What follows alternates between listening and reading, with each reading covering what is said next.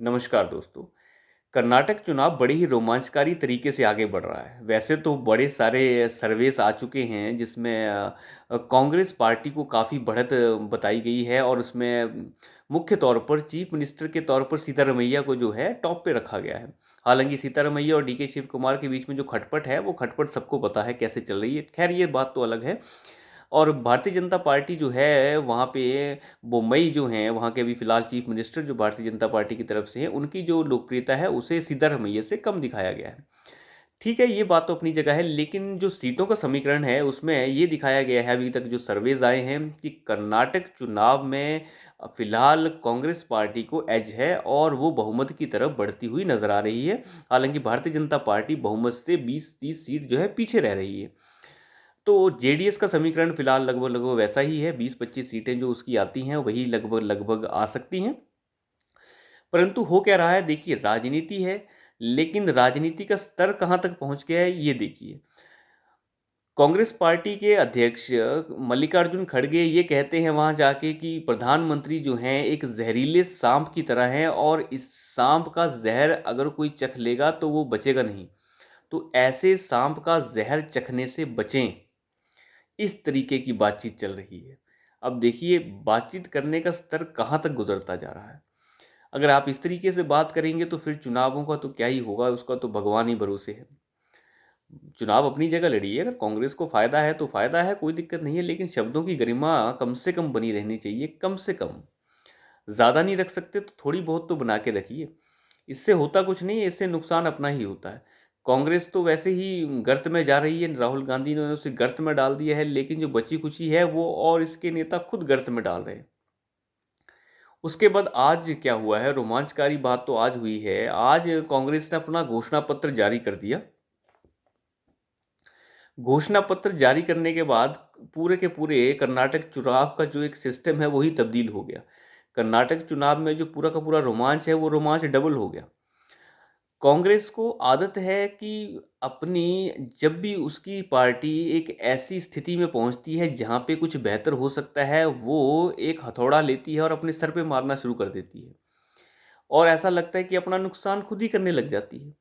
अब हुआ ये है कि घोषणा पत्र जब कांग्रेस पार्टी ने जारी किया, उस घोषणा पत्र में कांग्रेस ने क्या लिख दिया है? कांग्रेस ने ये लिखा है कि हम जो है बजरंग दल को बैन कर देंगे। आप क्यों बैन कर देंगे भाई बजरंग दल को? क्या किया है बजरंग दल ने? बजरंग दल के लोगों के पास क्या आपको किसी तरह के हथियार मिले हैं? बजरंग दल ने क्या एटॉमिक बम बना लिया है, या बजरंग दल ने किसी तरह का पेट्रोल बम फेंक दिया किसके ऊपर, या बजरंग दल के लोगों ने पथराव किया है?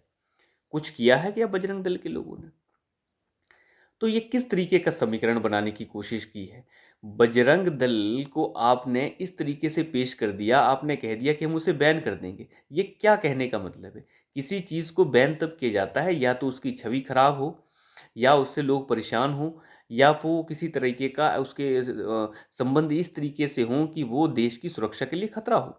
लेकिन बजरंग दल के साथ तो ऐसा कुछ नहीं है। बजरंग दल एक ऐसा दल है, वो एक तरह का आप धार्मिक दल भी कह सकते हैं। धार्मिक सिस्टम से चलने वाला है और साथ में जो है उसके जो आरएसएस के साथ एक जॉइंट सिस्टम के साथ वो चलता है। और बजरंग दल एक तरह से आप ये कह सकते हैं हनुमान के उपासक की तरह। तो ये एक तरह से गाली है हनुमान के उपासकों को, और हनुमान को एक तरह की गाली है। आप ये कह रहे हैं, लेकिन आपका आधार क्या है कहने के लिए? कांग्रेस पार्टी इसका आधार नहीं बता पाई। मैं आपको बता दूं, कर्नाटक में पीएफआई का बहुत बड़ा रोल था और पीएफआई को बैन कर दिया गया था अभी अभी कुछ दिन पहले ही। और पीएफआई को बैन करने के बाद आपको पता ही है किस तरीके की वहाँ से घटनाएं सामने आई थी कि पीएफआई किस तरीके की प्लानिंग्स बना रहा था। और अभी तक सारे के सारे जो पीएफआई के लोग हैं वो जेल में हैं, किसी को जमानत नहीं मिली है।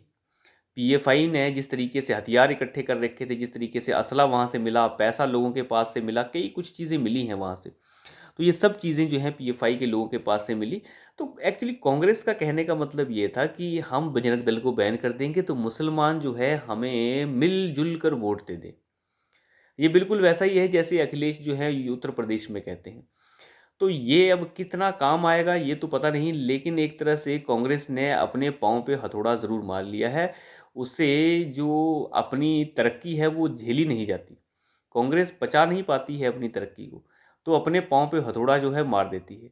और बड़ा अच्छा हथौड़ा मारा है, मुझे लगता है बहुत बेहतरीन होगा। भारतीय जनता पार्टी के पास जो कुछ कमी थी, वो उस कमी को पूरा करने के लिए भारतीय जनता पार्टी ने इस मामले को एकदम से लपक लिया है और अब इसको बुनाया जा रहा है। प्रधानमंत्री मोदी जी ने खुद इसकी आज जो है इस बात की आलोचना की है और इस मामले को काफ़ी ज़्यादा तूल देने की कोशिश की है प्रधानमंत्री मोदी ने अपनी रैलियों में।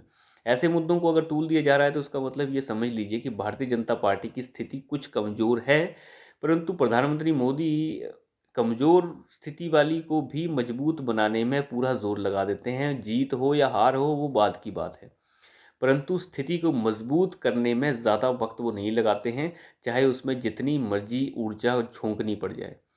तो जिस तरीके से ये बजरंग दल को बैन करने की बात कांग्रेस ने कही है, तो आप इनकी विचारधारा देखिए, ये किस तरीके के लोग हैं।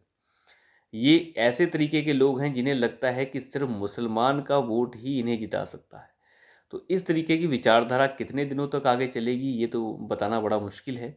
और कर्नाटक चुनाव में लोग इसे किस तरीके से लेते हैं ये तो अब 13 मई को पता चलेगा।